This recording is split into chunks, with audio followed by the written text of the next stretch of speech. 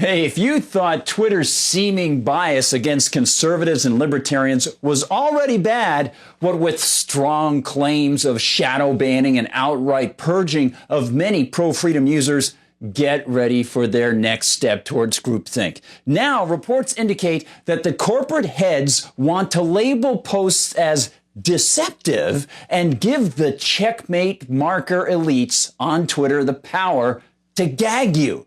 And some dinosaur media figures already seem eager to usher the new phase in. Groupthink, the inexorable decline of independent thought and its replacement by collectivist so-called truth. Its origin stems from Orwell's 1984, and now not only does Twitter seem eager to impose it, many leftists appear delighted to know Twitter might create a blue check ministry of truth in classic Orwellian fashion to actually suppress truth and free debate. As Reason's Scott Shackford reports, Twitter recently acknowledged that a satirical video released by Michael Bloomberg likely would be targeted by Twitter's independent labeling plan. The vid shows Bloomy in a recent debate, asking the other Dems on stage if it was fair to say he was the only one there who'd ever started a business. I'm the only one here that I think that's ever started a business. Is that fair?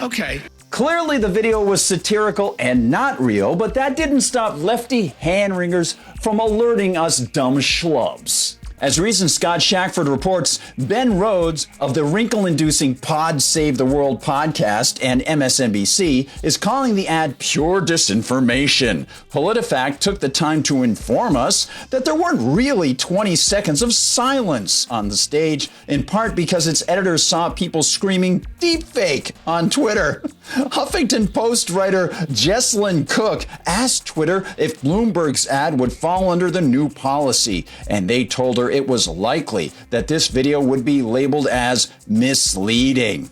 Yeah, labeled misleading. Thank goodness. I, for one, am glad Twitter will decide for me. I'd hate to have even one independent thought in my head to take up space instead of the Twitter club's more valuable propagandistic groupthink that could go into my skull.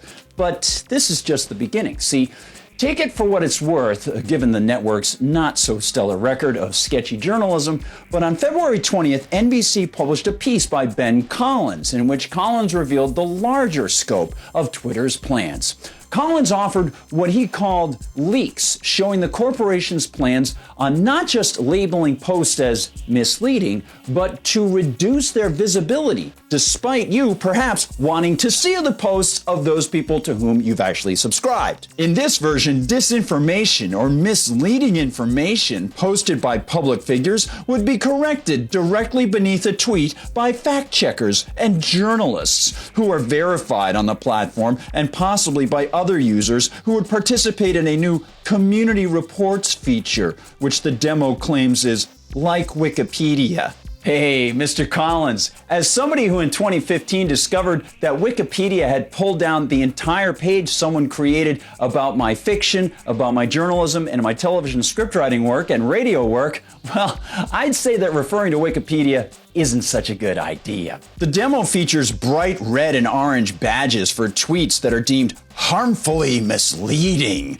in nearly the same size as the tweet itself, displayed prominently directly below the tweet that contains the harmful misinformation. Is this guy's middle name Mother Hen? I just am wondering.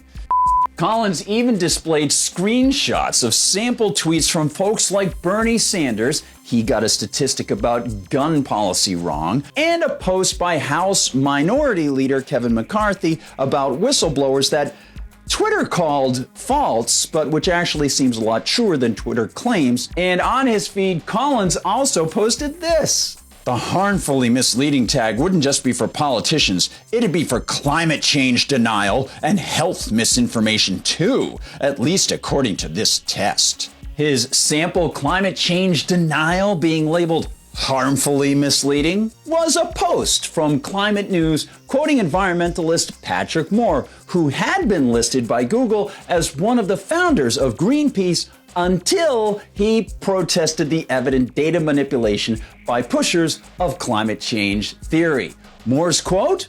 Well, he simply said, the whole climate crisis is not only fake news, it's fake science. There is no climate crisis. There's weather and climate all around the world. And in fact, carbon dioxide is the main building block of all life. And of course, given the numerous instances of data manipulation and the utter failure of their predictive models, one wonders why Twitter sided with the climate cult and not only labeled the post misleading, but added harmfully misleading, which ought to tell us something special, something that we can combine with NBC's Colin's seeming approval of this scarlet lettering on Twitter. Heck, why debate or have any individual thought or individuals making up their own minds when one can pull the appeal to authority fallacy that Aristotle criticized many, many years ago? And it actually gets worse because Twitter is considering allowing select elite check marks to label